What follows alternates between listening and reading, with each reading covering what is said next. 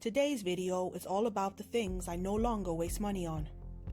In the past, I used to spend my money on a lot of unnecessary things, but over time, I have learned to be more mindful about my spending habits. In this video, I will be sharing with you the 15 things I no longer waste my money on, so let's get started. One of the first things to consider no longer wasting your money on is brand name clothing. Lots of people buy clothes from expensive brands because they think they are better quality. However, there are many affordable options out there that are just as good. Just try buying clothes that are comfortable, practical, and fit well, regardless of the brand, and perhaps just splurge for special occasions such as parties. Another huge money waster, especially for the younger ones, is on-trend or trendy clothing items. Trends come and go quickly, and these clothes often end up in landfills polluting our earth. Instead of buying junk, invest in classic, timeless pieces that will last longer and can be worn in different ways. Classic items of clothing can be styled in many ways, and this gives the illusion of more outfit choices than you may even have. Cable TV. With so many streaming services available, I no longer waste money on cable TV. I have found that I can get all the entertainment I need from Netflix or other streaming services without paying a high cable bill each month. Eating out used to be a regular occurrence for me, but I have since learned to cook at home more often. Not only is it cheaper, but it's also healthier, and I have more control over what I eat. I still enjoy eating out occasionally, but it's no longer a regular part of my routine. I used to eat out several times a week or get food delivery, and that really adds up quickly. Same can be said for excessive use of the food delivery apps. Yes, it's very convenient to have someone else cook your food and deliver it to your door, but try to save this for more special occasions or when you're completely exhausted and don't want to cook. Impulse purchases. Try to be more mindful about your spending habits. Take the time to think about whether or not you really need something before making a purchase. This has helped me avoid wasting money on things I don't really need. Salon services such as getting your nails done, hair treatments, fake eyelashes, and beauty procedures. Now, if there are certain things that you can't live without, such as regular cut and blow dry, then do as you need to. However, some of the other non-essentials you should consider cutting back on.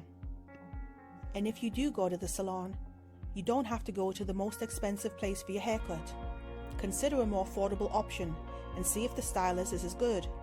A lot of those expensive places are just hype, or they style your hair well after cutting it, but once you wash your own hair, you realize the actual haircut itself was not that great.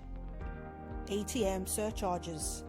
Using an ATM that's not part of your bank's network can lead to surcharges that add up over time. Instead, look for free ATMs or use cashback at stores to avoid the surcharge.